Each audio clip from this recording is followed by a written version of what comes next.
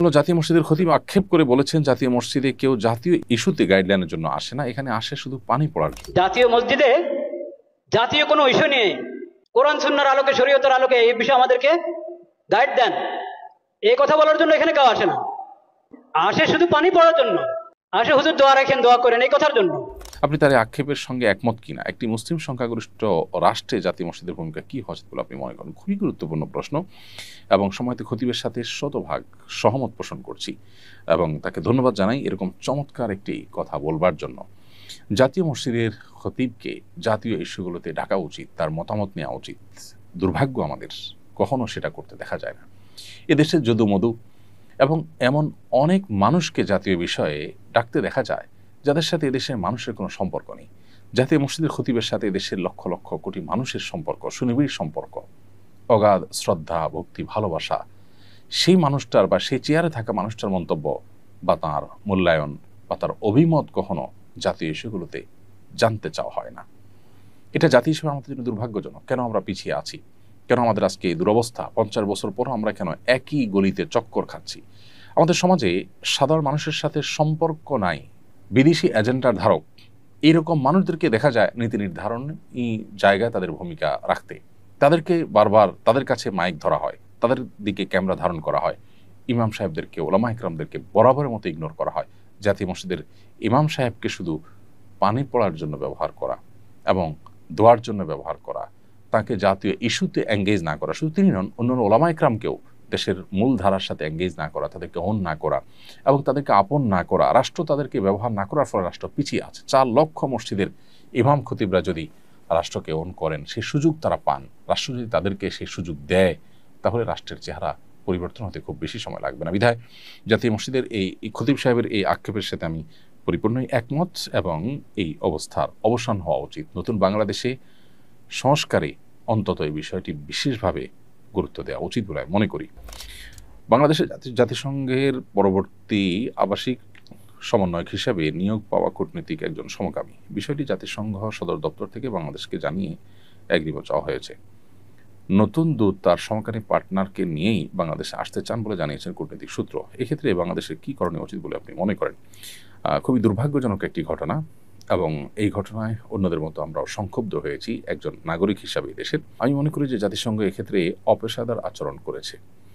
যে দেশে ধর্মীয় মূল্যবোধকে, যে দেশের প্রায় সব মানুষ সর্বোচ্চ গুরুত্ব দিয়ে দেখে থাকে, সেই দেশে এ ধরনের একজন মানুষকে দায়িত্বশীল হিসাবে পাঠানো এবং তার সাথে তার সেই জঘন্য কর্ম, বিশেষ করে দেশের প্রচলিত আইনে যেটি অপরাধ, সেরকম একটি কর্মকাণ্ড করছেন একজন, সেটার আবার অনুমোদন চেয়ে আপনার চিঠি চাওয়া বা অনুমোদন প্রার্থনা করা, এটা অপেশাদার আচরণ বলে আমি মনে করি। এদেশের মানুষের মূল্যবোধের প্রতি, এদেশের প্রচলিত আইনের প্রতি শ্রদ্ধা রাখা তাদের কর্তব্য ছিল। কেন ওলামা ইকরাম এবং এক শ্রেণীর দেশের কৃতি সন্তানেরা জাতিসংঘের এই মানবাধিকার অফিস করার বিরোধিতা করেছেন, এখন সেটা আমরা হাড়ে হাড়ে টের পাচ্ছি এবং অনুভব করছি।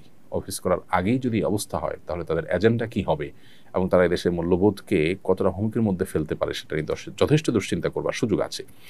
অতএব বাংলাদেশের উচিত, প্রচলিত আইনে যেহেতু সমকামিতা অপরাধ, অতএব সুস্পষ্টভাবে প্রকাশ্যে ঘোষণা দিয়ে এরকম কর্মকাণ্ডে লিপ্ত থাকা ব্যক্তি কোনোভাবেই এদেশে তথাকথিত মানবাধিকার এর প্রতিষ্ঠার কাজ করতে পারেন না।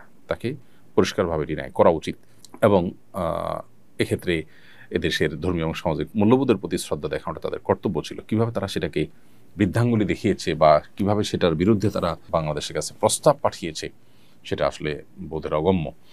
বিধায় এই বিষয়টা নিয়ে ওলামা ইকরাম এবং সর্বস্তরের মানুষের সোচ্চার হওয়া দরকার এবং সরকারের যথাযথ সিদ্ধান্ত গ্রহণ করা উচিত বলে আমরা মনে করি।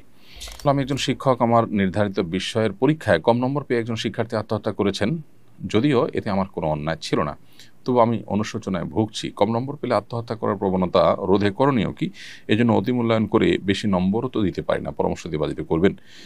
সম্মানিত শিক্ষক, আপনার এই অনুশোচনাটা, এটা আপনার দায়িত্ববোধের জায়গা থেকে, এটা আপনার মানবিক যে দিক আছে আপনার মধ্যে, সেই জায়গা থেকে হয়তো আপনি অনুশোচনায় ভুগছেন। আপনি নিজেও হয়তো বুঝতে পেরেছেন যে এখানে আসলে আপনার কোনো দায় নেই, আল্লাহর কাছে আপনি দায়ী হবেন না ইনশাআল্লাহ। কোনো শিক্ষার্থী পরীক্ষা খারাপ করলে আপনি তার খাতায় সে যা পেয়েছে সেই অনুযায়ী আপনি মার্ক দিবেন, এটি আপনার কর্তব্য। সেটা না করলে বরং অতি মূল্যায়ন করে যদি বেশি নম্বর দেন সেক্ষেত্রে এটি হবে খেয়ানত, এটা হবে অন্য শিক্ষার্থীর প্রতি অবিচার এবং জুলুম। এজন্য অতি মূল্যায়ন করা যাবে না। আপনি আপনার দায়িত্ব সঠিকভাবে পালন করবেন। কোনো শিক্ষার্থী যদি বিপদগামিতার পথে পা বাড়ায় তার দায় তার নিজের একান্ত। পরীক্ষায় খারাপ ফলাফল করার কারণে আত্মহত্যার দিকে চলে যাওয়া, পরীক্ষা দিতে না পারার কারণে পাগল পড়া হয়ে যাওয়ার ভিডিও আমরা দেখতে পাই বিভিন্ন সময়। এমনকি বাবা মা অস্থির হয়ে কান্নাকাটি করে পাগল পড়া হয়ে যান। এই বিষয়গুলো পরিষ্কারভাবে আমাদেরকে ইঙ্গিত করে, আমাদেরকে বার্তা দেয়, জানান দেয় যে আমরা প্রচণ্ড রকমে ভোগবাদী বস্তুবাদী হয়ে গেছি। একজন মুসলিম যিনি আখিরাতে বিশ্বাসী, যিনি আল্লাহতে বিশ্বাসী, যিনি কোরআন এবং সুন্নাহয় বিশ্বাসী, তার অবস্থান, তার ক্রিয়াকর্ম কোন অবস্থাতে এরকম হতে পারে না।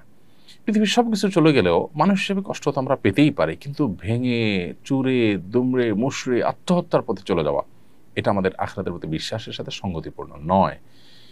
পরীক্ষা ফেল করা মানে আমার সব শেষ হয়ে যাওয়া নয়। আমার পৃথিবীর সবও যদি শেষ হয়ে যায়, আখিরাতটা যদি আমার ঠিক থাকে, তাহলে তো আমার খুশি হওয়া উচিত, শুকরিয়া আদায় করা উচিত যে আমার আখিরাতটা অন্তত ঠিক আছে। অতএব আমাদের মধ্যে ঈমানি চেতনা এটা দুর্বল হয়ে যাওয়ার কারণে, আখিরাতের প্রতি বিশ্বাসটা দুর্বল হওয়ার কারণে বৈষয়িক বিষয়টা আমাদের কাছে অনেক বড় হয়ে দেখা দেয়, এবং যার ফলশ্রুতিতে আমাদের এই অধঃপতন শুরু হয়েছে। গোটা পৃথিবীর বিভিন্ন প্রান্তে প্রান্তরে উন্নত দেশগুলোতে যে পরিমাণ আত্মহত্যার প্রবণতা এবং ঘটনাগুলো আমরা দেখি, সেগুলো কিন্তু একই ইঙ্গিত দেয় এবং একই কারণে হয়ে থাকে। অর্থাৎ বৈষয়িক বিষয়গুলো অনেক বড় হওয়ার কারণে মানুষ এ পথে যায়। একজন মানুষ যখন প্রকৃত অর্থে যখন তিনি আল্লাহর প্রতি বিশ্বাসী, আখিরাতের প্রতি বিশ্বাসী হবেন, তার দ্বারা কখনো এটি সম্ভব না। আল্লাহ বলেছেন, ওয়ালা ইয়াইআস মির রাউহিল্লাহি ইল্লাল কওমুল কাফিরুন, আল্লাহর রহমত থেকে অবিশ্বাসী সম্প্রদায় ছাড়া ঈমানদার নিরাশ হতে পারে না। নিরাশ হয়ে এই যে নৈরাশ্য থেকে আত্মহরণের পথে পা বাড়ানো, এটা কোনো ঈমানদারের সাথে যায় না। ঈমানদারের অভিভাবক আল্লাহ, তিনি সবকিছু দেখছেন। ঈমানদার বিশ্বাস করবেন যে সকল দুরবস্থা থেকেও আবার সবচেয়ে ভালো অবস্থায় মানুষ রূপান্তরিত হতে পারে, আল্লাহ সেটি করতে পারেন। সো আল্লাহ প্রতি সে বিশ্বাস আস্থা থাকতে হবে।